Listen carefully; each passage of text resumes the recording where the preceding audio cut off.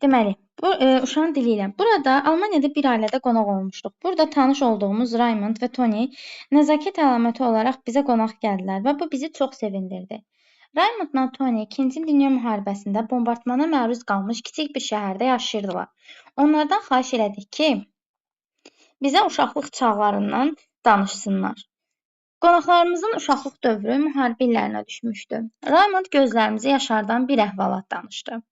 Bir dəfə müharibənin başa çatmasına az qalmış şəhər polisləri 2 İngilis paraşütçüsünü ələ keçirirlər. Paraşütçülər təyyarələrinin vurulduğu yerdə ağacdan asılıb qalıblarmış. Paraşütçüləri hələ səmada ikən görən Raymond baş meydana tərəf qaçır. Polisə əsirləri ona gətirməli idilər. Meydan artıq adamla dolmağa başlamışdı. Nəhayət 2 İngilis təyyarəçisini gətirirlər.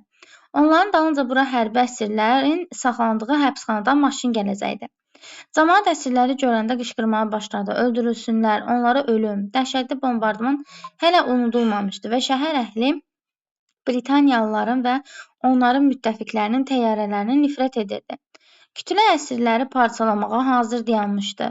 Paraşütçüləri görəndə çoxları Bostondakı işini yarımçıq qoyub, yaba və kürəklə silahlanaraq meydana cummuşdu. Raymond ingilislərin sifətinə baxdı. Salam. Paraşütçülər 19-20 yaşlı cavan uşaqlar idilər. Özləri də bərk qorxmuşdular. Oğlan başa düşürdü ki, əsirləri mühafizə edən vur-tut 2 polis işçisi lap istəsə də qəzəblənmiş kütləyə müqavimət göstərə bilməyəcək. Nəsə eləmək lazım idi, özü də vaxt itirmədən, təcili. Dayanın, deyə Raymond qışqırdı və qəfildən qaçıb ingilislərin qarşısında camaatla üzbəüz durdu. Oğlana xətər yetirmək istəməyən kütlə bir anlığa susub qaldı. Bu bəs idi ki, Raymond imkan tapıb qışqıra-qışqıra desin. Siz bir onlara fikir verin. Axı onlar adicə oğlan uşaqlardı. Eynilə sizin oğlanlarınız kimi. Onlar da sizin uşaqlarınızın gördüyü işi görür. Öz ölkələri uğrunda vuruşurlar. Əgər sizin oğlanlarınızı yad ölkədə əsir götürsələr, siz onların öldürülməyini istərdinizmi? İstərdinizmi ki, sizin uşaqları məhv etsinlər? Bu uşaqlara da toxunmayın. Speed. Tamam.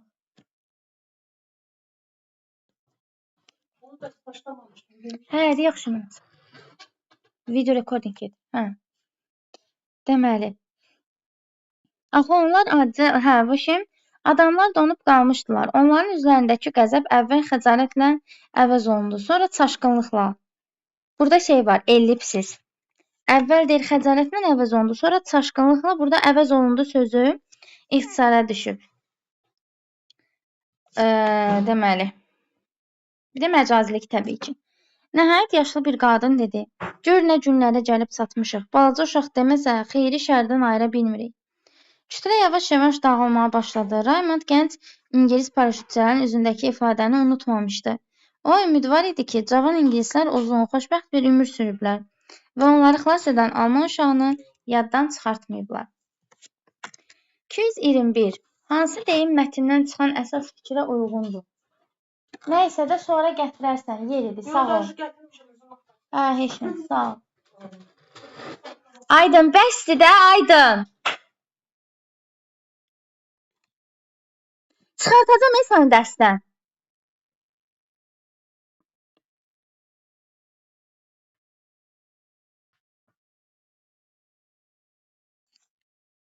Hər dəfə deyirəm axı, yekə uşaqsız.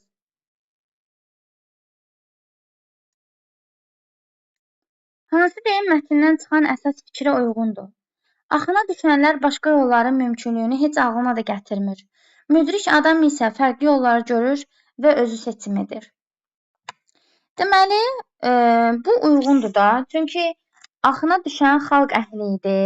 Yəni o insanlar hansı ki meydana yığılmışdılar. Müdrik adam isə o uşaq idi da, hansı ki Raymond deyirik. Bax o. O müdrik adam idi. Biri götürürəm. Bir kəs ki ağrı hiss edir, o canlıdır. O kəs ki başqasının ağrısını hiss edir, o insandır. Burada da yenə Raymond başqasının ağrısını, yəni İngilisin ağrısını hiss edir deyənə, o insandır. 1-2. Elə D variant. İgidin başı qalda görə, igiddən danışmır. Döyüş meydanında can versi insan, xoşdur namərdliklə qoyub qaçmaqdan, heç kim namərdliklə qoyub qaçmır burada. Səadət çiçəyi diləsə könlün, həyatda axtarma özündə axtar. Nə danışır? Səadət çiçəyi xoşbəxtlikdən zaten danışmır. Cavab olur 1-2-221 D variantı. Mətnlə bağlı doğru fikirləri müəyyən edin. Raymond meydana əsirlərin gətiriləcəyini kəndlilərdən eşidir. O özü görür axı, deyir ki, ağacdan asılı vəziyyətdə görür, sonra meydana qaçır. Deməli, bir səhv. Polislərin sayı az olduğu üçün əsirləri qorumaq iqtidarında deyildilər. Paraşütçülərin cəsarəti şəhər əhalisini idi. Paraşütçülərin cəsarətindən söhbət getmir. Belə bir şey yoxdur.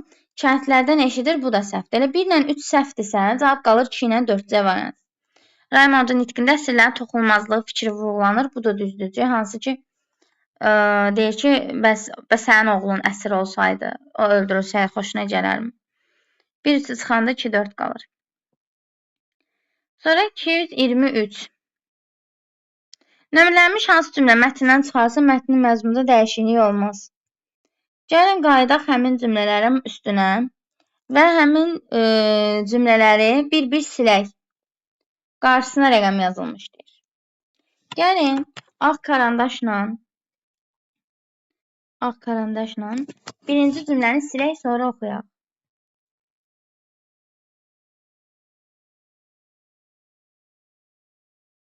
Silirəm. Raymondla Tony 2-ci Dünya müharibəsində bombardmana məruz qalmış kiçik bir şəhərdə yaşayırdılar. Qonaqlarımızın uşaqlıq dövrü müharibə illərinə düşmüşdü.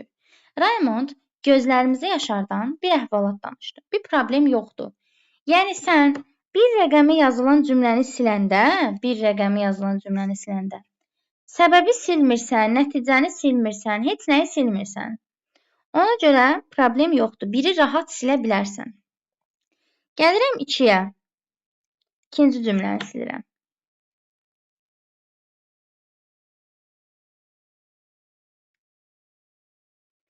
Bir dəfə müharibənin başa çatmasına az qalmış şəhər polisləri 2 ingilis paraşütçünü ələ keçirirlər. Paraşütçüləri hələ səmada ikən görən Raymond baş meydana tərəf qaçır. Polislər əsirləri ora gətirməli idilər. Bir problem yoxdur. Yəni sən ikinci cümlədə istəsən bir problem yaranmayacaq. Deyir ki, ağacdan asılıb qalıbmış. Bu fikir, yəni ağacdan asılıb qalması fikri səbəbi pozmur, nəticəni pozmur. Yəni nə səbəb deyil, nə nəticə deyil. Yəni çıxarsan bir şey olası deyil. 1-2-ni çıxarsaq hələ ki problem olmur. Gəl 3-ü çıxardaq. Və deyir ki, oğlan başa düşdü ki, əsirləri mühafizə edən vurtut 2 polis işçisi lap istəsə də qəzəblənmiş kütləyə müqavimət göstərə bilməyəcək. Buranı sil. Sil buranı. Yəni nəyinsə səbəbini, nəticəsini silirsənsə problem yaranır. Burada da bir səbəb nəticə yoxdur. Çəhrayı ilə sildim.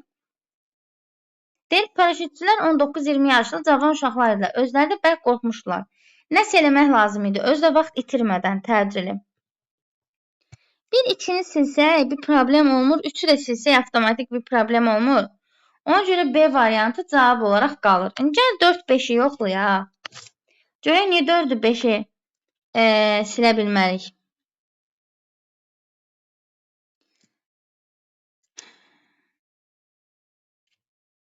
Siz bir onlara fikir verin. Eynilə sizin oğlanlarınız kimi.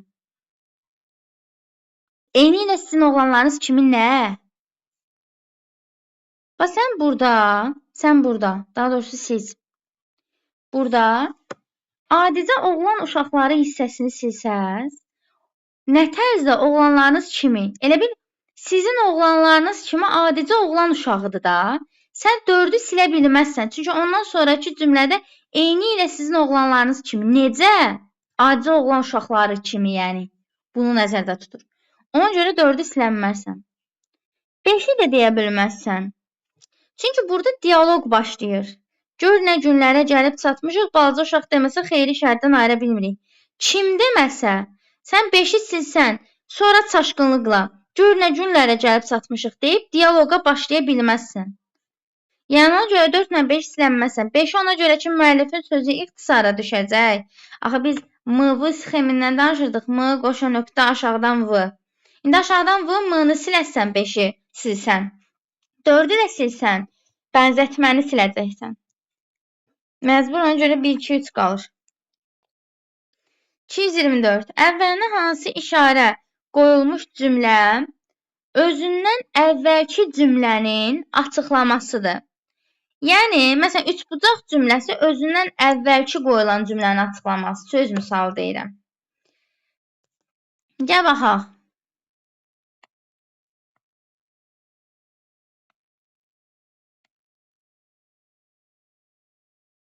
Yadımdan sıxı şərti. Cümlə özündən əvvəlki cümlənin açıqlamasıdır. Yəni. Açıqlamasıdırsa, yəni. Məsələn, müharibə illərini düşmüşdük. Yəni, Raymond gözlərimizi yaşardan bir əhvalat danış. Deyə bilərəmmi? Yox. Nəhayət, 2 ingilis təyyarəçisini gətirirlər. Yəni, onların dalınca bura hərbi əsirlərin saxlandığı həbsxanadan maşın gələcəkdir. Yox.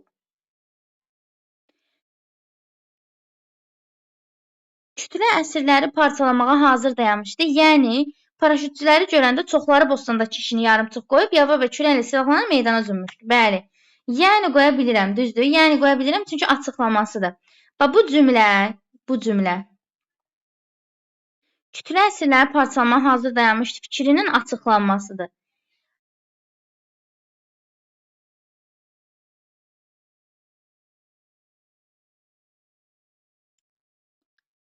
Demək, kütlə əsirləri parçalamağa hazır dayanmışdı. Bu fikrin açıqlanmasıdır. Bostondakı kişini yarımçıq qoyub, yaba və kürəklə silahlanaraq meydana cümmüşdülər. Bu belə. Sonra, yəni nədir o? 6 bucaqdır, 8 bucaqdır, nədir ondan? 1, 2, 3, 4, 6 fason bir şeydir deyəsən. Yox, 8 bucaq. Nəsə də 8 bucaq. Cavab olur D variantı. 6-cı abzasdakı hansı söz birlikdə hərəkət edən və ya başqa bir məqsəd üçün ittifaq bağlamış tərəflərdən hər biri. Uşaqlar, ittifaq bərabərdir, müttəfiq deməkdir. B variantı. Eyler Venn diaqramına əsasən çərçivədəki mətndən əsas mətni üslubi cəhətdən müqayisə edin deyir. Əsas mətnimiz bədii üslubdadır. Çünki Raymond filan hadisə danışılır. Dövlətlər və siyasi qruplar arasında hərbi əməliyyatlar formasında olan münaqişələr müharibə adlandırmaq olar. Müharibə bir tərəfin digər tərəfə öz mövqeyini zorla qəbul etdirmək və kapitulyasiyanı rəsmiləşdirmək cəhdidir. Deməli, çərçivədəki mətn elmi üslubdadır. Bu, politologiya elminə aid bir cümlədir.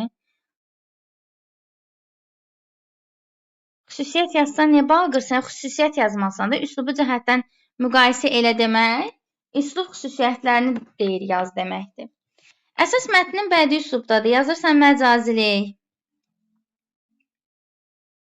Sonra yazırsan yenə həmişəki kimi obrazlılıq.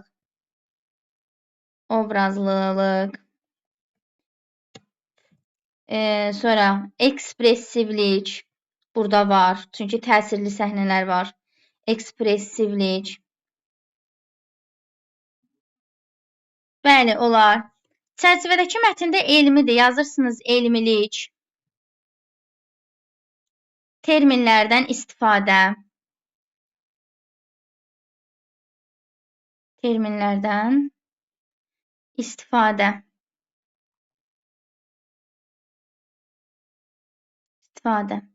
Ortağa da yazırsınız ki, hər ikisi funksional üsluba aiddir. Klassik, həmişə yazdığımız. Funksional. Funksional üsluba aiddir.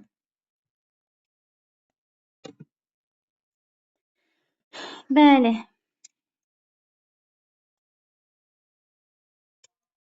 Üslubu cəhətdən müqayisə elə deyəndə xüsusiyyətləri müqayisə edirsiniz uşaqlar. Üslublarını sadəcə yazıb dayanmırsınız. Zaten elə bir suala niyə 5 bal versin? Xeyr, Kənan. Elmidir amma. Çünki şeydir. Nədirsən? Kənan, hanı yazdığın? Hə, düzdür. Səhv olsa deyərəm uşaqlar. Mən burada çatı mütəmadi yoxlayıram. Çatda səhv olanda adınızı çəkib səhvinizi deyirəm. Çəkmirəmsə adınızı deməli doğrudur. Deməli, Bəli, adama heç başda elmi publisistika xatırlatsa da, çünki sən onu başa düşürsən, çünki tarix keçirsən. İstəsəniz tarixdə də var. Sən dövlətlər siyasi qrupdur. Burada daha sonra münaqişə sözü termindir. Kapitulyasiya, rəsmiləşdirmək, bunlar termindir. Və sənə burada müharibənin tərifini verir. Müharibənin tərifini verir. Bir şeyin tərifini verirsə, ümumiyyətlə elmi üslubdur. Sonra gəldim 227. Altına xətt çəkilmiş cümlədə məntiq yanlışlığı düzəldərək cümləni yenidən oxu. Nəzəb oxuyanda hiss eləmədim. Hə, mən orada şey axtardım, ellipsis. Onların üzlərindəki qəzəb deyir, əvvəlcə xəcalətlə əvəz olundu, sonra çaşqınlıqla. Xeyr, əvvəlcə çaşqınlıqla əvəz olundu, sonra xəcalətdən. Bu ikisinin yerini dəyişməlisiniz. Onların üzlərindəki qəzəb. Əvvəl çaşqınlıq, birinci adam çaşbaş qalar, sonra utanar. Utanıb sonra niyə çaşbaş qalsın ki?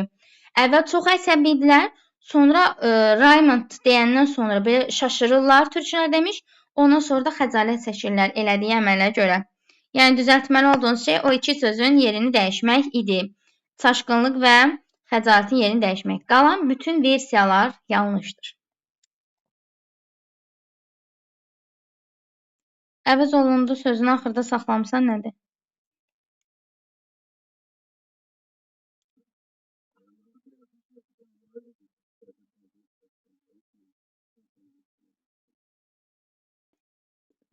Problem deyil, ona çox belə takmayacaqlar.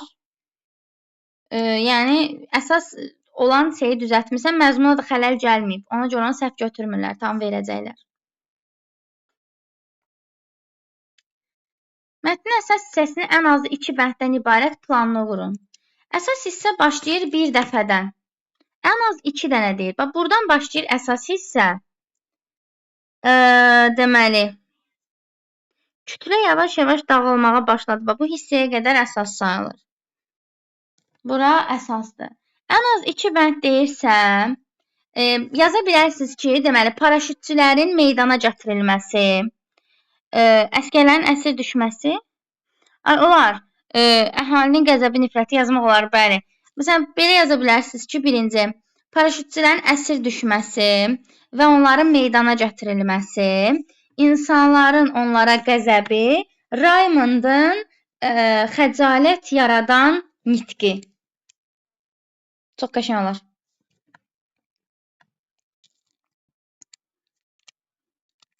Ən az 2 dənə deyir. Burada şey yazıb, işini yarım qoyub silahlananlar, uşaqdan alınan dərs, göz yaşardıcı əhvalat. Bəli.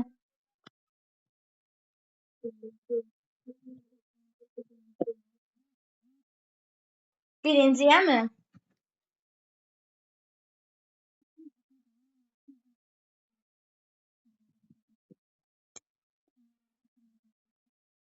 Bildim, Raymondun empatiya duyğusunu orada plan bəndi dediyinə görə birinci nə yazıbsan, ikinci nə yazıbsan?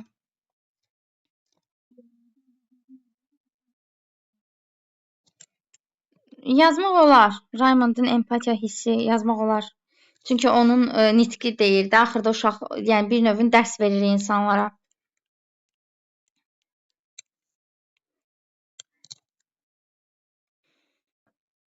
Düz deyəcəm, əsgərlərin əsirliyi, kənd cəmaatının qəzəbi.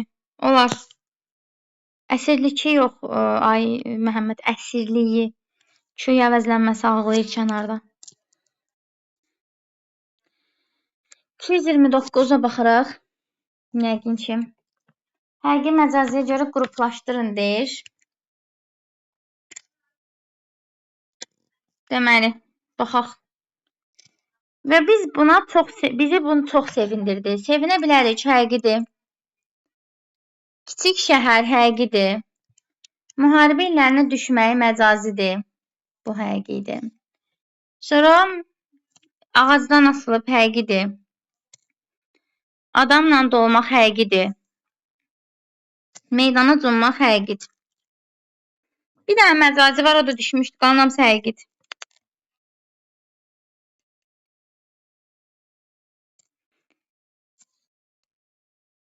Deyirəm, yanlışınız yoxdur. sualda. Ağıl yaşda deyil, başdadır deyimini mətnlə əlaqələndirin deyir. İlk cümləniz həmişə nə olmalıdır? Bu fikir, bu aforizm, bu deyim mətndəki Raymond obrazı ilə əlaqəlidir. Raymond obrazı ilə əlaqəlidir. Əlaqələndirmək olar ya da yazırsınız. Əlaqələndirilir ya da yazırsınız. Çünki Raymond uşaq olmasına baxmayaraq böyüklərə bir həyat dərsi vermiş oldu. Onların, yəni əsir düşən ingilislərin öldürülməməsinə belə bir növ səbəb oldu deyə bilərik. Bu tərz cümlələr yazdıqlarınızdan varsa fərqli olanlar çata yazın. Məncə düz yazmış olmalısınız. Raymondla əlaqələndirmişsinizsə doğrudur.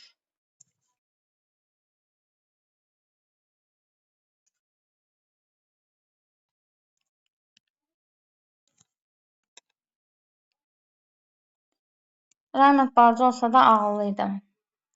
Okey, amma bunu biraz geniş yazmaq lazımdır da. Yəni harda gördün ağıllı olduğunu? O hissəni də qeyd eləməlisən.